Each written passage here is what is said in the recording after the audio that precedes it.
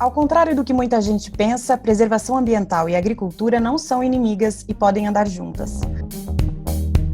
A criação de padrões de sustentabilidade pode representar oportunidades de alavancagem financeira para os produtores rurais. Ou seja, a economia de baixo carbono é boa também para eles e não só algo que precisa ser feito pelo planeta. Tá, mas o que eu ganho com isso? Oi, gente, eu sou a Thaisa e hoje vamos falar de títulos verdes e de como eles podem ser uma ferramenta para direcionar o setor agro para a implementação de boas práticas para o meio ambiente. No episódio de hoje, você vai conhecer o trabalho de duas empresas que querem ajudar a construir esse futuro, a Verte Securitizadora e a do Agro. Hoje temos duas convidadas que entendem muito de crédito rural, títulos verdes e das melhores práticas agrícolas. A Marta de Sá, cofundadora da Verte Securitizadora, e a Fernanda Mello, CEO da do Agro, uma fintech de crédito rural. Elas vão nos ajudar a entender o que é que todos nós ganhamos com isso. Obrigada pela participação de vocês, sejam bem-vindas e vamos começar conhecendo vocês, afinal, né, Marta? Antes de mais nada, você pode se apresentar para a gente contar um pouco mais sobre o seu trabalho na Verte? Claro. Bom dia, obrigada pelo convite. É um prazer falar sobre esse assunto. A Verte é uma companhia independente de securitização, então, basicamente, o que a gente faz é financiar, principalmente o mercado agrícola, mas também o imobiliário e, mais recentemente, as fintechs, fazendo a ponte entre os investidores e as companhias, pensando na melhor estrutura possível para gerar crédito, principalmente no agro, para os produtores na ponta. Então, essa é a Verte, um pouquinho do que a gente faz. Agora você, Fernanda, pode se apresentar para a gente contar um pouco do que vocês fazem na do Agro? Oi, bom dia. Bom, a do Agro, ela é uma empresa que foi fundada em junho desse ano pela Verte, que está aqui conosco, e pela XP, e ela é uma fintech que vai oferecer custeio para pequenos e médios produtores rurais. Legal. Então, agora, devidamente apresentadas, Marta, eu gostaria de começar explicando para quem está nos ouvindo o que, afinal, são os chamados títulos verdes e para que eles servem. Os títulos verdes, na verdade, são instrumentos de captação, né, títulos de dívida, em que o uso dos recursos dessa dívida é usado para financiar algum projeto que, no final das contas, traga um benefício para o meio ambiente e ajude a amenizar os efeitos das mudanças climáticas. Então, tem vários projetos que podem se enquadrar como verdes e vários setores também, dentro do agro mesmo, você tem vários segmentos que têm um impacto positivo no ambiente. Então, você emite uma dívida com o objetivo de usar esse dinheiro para, além de fazer seu projeto, ter um impacto positivo no meio ambiente. Interessante. E o que o produtor rural precisa fazer para poder ser enquadrado? Pelo que a gente sabe, é preciso adotar uma série de práticas boas, né, agrícolas. Que práticas que são essas? Você consegue citar alguns exemplos para a gente compreender melhor? Isso varia bastante por cultura, tá? Mas tem algumas linhas gerais que a gente pode considerar. Então, práticas como plantio direto, adoção de culturas de cobertura, rotação de culturas, uso eficiente de insumos, manutenção de áreas de conservação ambiental e algumas outras. No final das contas, é importante entender se essas práticas levam a uma agricultura mais resiliente, solos mais férteis e menor balanço de carbono. Então, é produzir com essas práticas e ter um impacto positivo para o ambiente. Sim. E o produtor rural, ele precisa fazer o quê? Porque a gente entende que é uma mudança de mentalidade, né? Então, é produzir, mas também se preocupar com o impacto, né, dessa produção para o meio ambiente. O que ele precisa fazer hoje para conseguir adotar essas boas práticas agrícolas? O produtor, ele tem que pensar no que ele está fazendo, né? Então, se a forma em que ele planta, ela é a melhor forma possível, né? Então, por exemplo, se ele usa os insumos de uma forma adequada, na quantidade certa. Hoje a gente tem alguns outros insumos que são ligados à biotecnologia, isso está ganhando relevância. Integração lavoura-pecuária-floresta, também é uma outra boa prática. Então, não tem um certo e errado, tem algumas práticas que são bem vistas e, obviamente, a seguir o Código Florestal e preservar as áreas de proteção são essenciais. Legal. Agora, quem está nos ouvindo pode estar se perguntando qual o custo disso, né? Então, eu já passo aí para a Fernanda, e para tentar entender, Fernanda, e se você puder nos ajudar com isso, na Aduagro vocês têm um trabalho junto aos pequenos e médios produtores rurais, né? Que eu acho que aí o custo talvez seja onde seja um desafio maior, é isso mesmo? Como é que esse desafio pode ser superado para que esse público de pequenos e médios produtores rurais consigam obter os títulos verdes para investir em boas práticas, em práticas sustentáveis? Como é que é essa realidade hoje no Brasil? Bom, de fato, o custo de enquadramento e monitoramento ele é bem alto hoje em dia.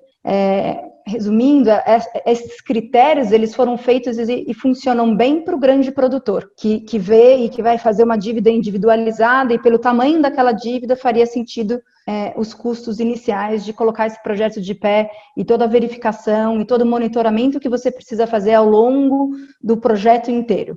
Agora, quando você vai para pequenos e médios produtores, esse custo inviabiliza qualquer tipo de certificação. E fora isso, você tem critérios, assim, além de complexos, às vezes subjetivos, o que dificulta ainda mais. Então, é preciso encontrar um caminho ali um pouco mais simples para que a gente consiga ter uma metodologia que se enquadre para pequenos e médios produtores, faça sentido ainda para o meio ambiente e para a melhora, né, do clima, de tudo, mas que não encareça tanto que o pequeno e médio produtor não possa usar. Entendi. E aí, na Aduagro, vocês têm esse trabalho para tentar desenvolver mesmo uma metodologia que seja boa para o pequeno e para o médio produtor. O que vocês já identificam que precisa ser feito para que esses títulos estejam presentes nesses negócios rurais?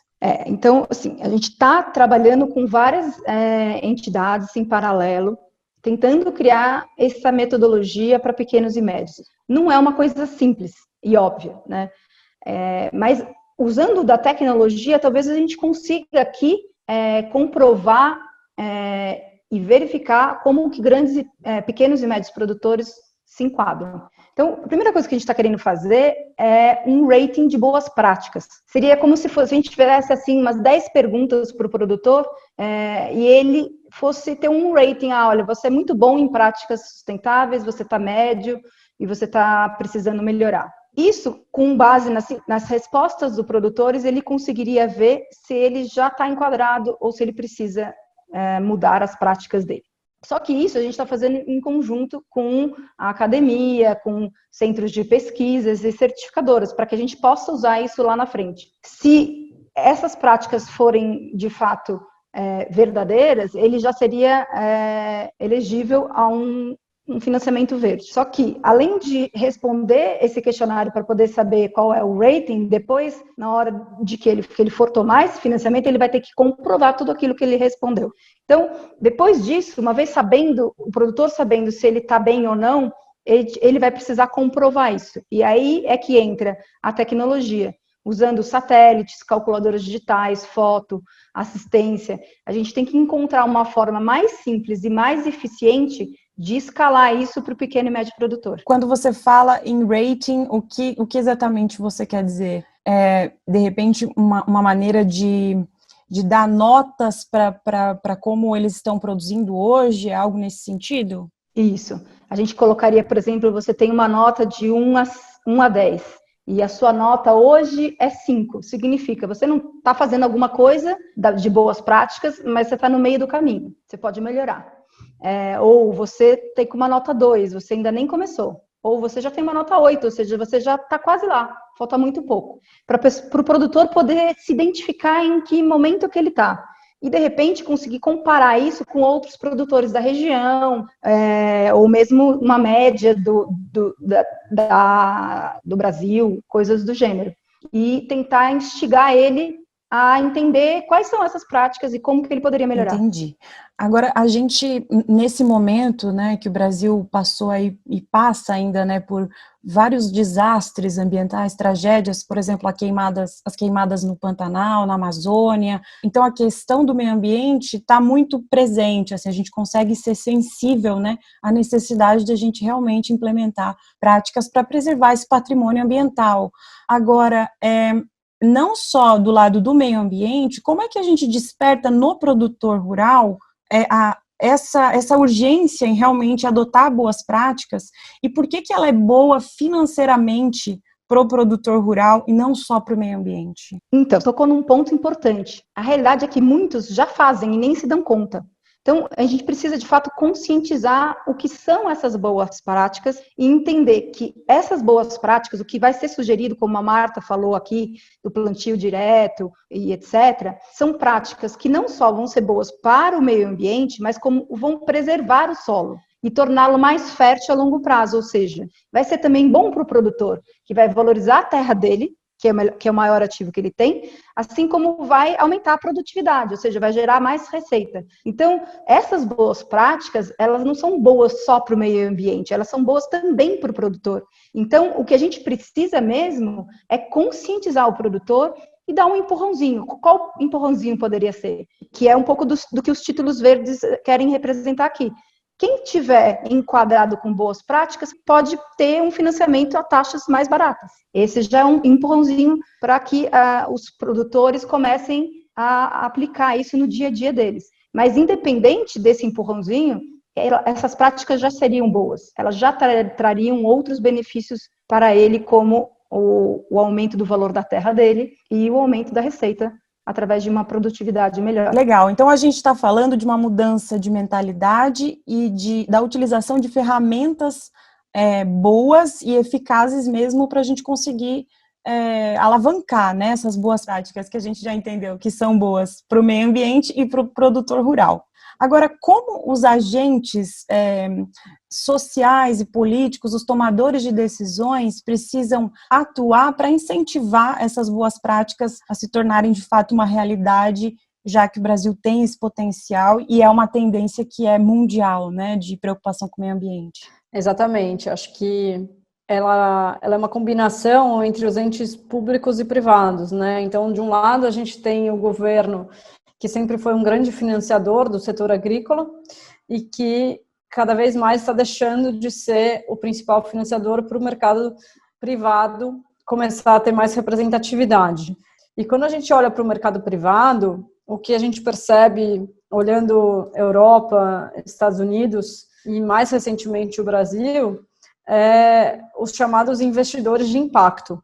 Então, a gente tem a sigla ESG, de ambiente social e governança, que no meio da pandemia começou a ficar muito em voga no Brasil. A gente vê hoje quase que semanalmente esse assunto, e o Brasil é um destaque mundial no que se diz respeito à capacidade de gerar operações de impacto, tanto ambientais quanto sociais, e também operações que a gente chama de sustentável, que é a combinação do ambiental com o social. O Brasil é uma das grandes potências de emissões sustentáveis, e a gente acredita que, conforme o tempo passa e a gente tem essas emissões acontecendo, os investidores mesmo vão ter maior disponibilidade de recursos para esse tipo de emissão, e a um custo menor, e a prazos maiores. Então, eu acho que a hora que a gente conseguir ter emissões rotuladas e classificadas como ESG,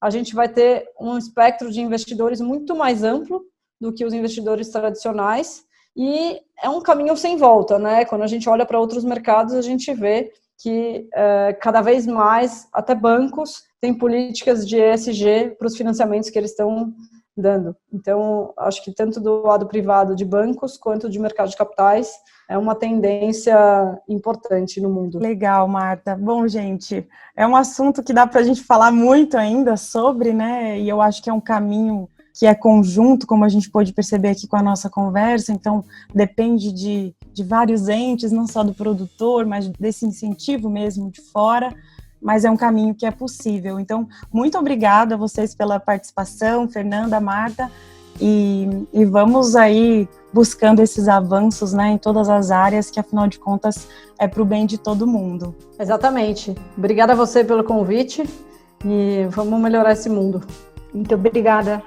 Bom, hoje a gente fica por aqui. Se você quiser acompanhar mais episódios, basta acessar o Clima Tempo no nosso canal Clima que Queremos. Obrigada pela sua companhia e até a próxima.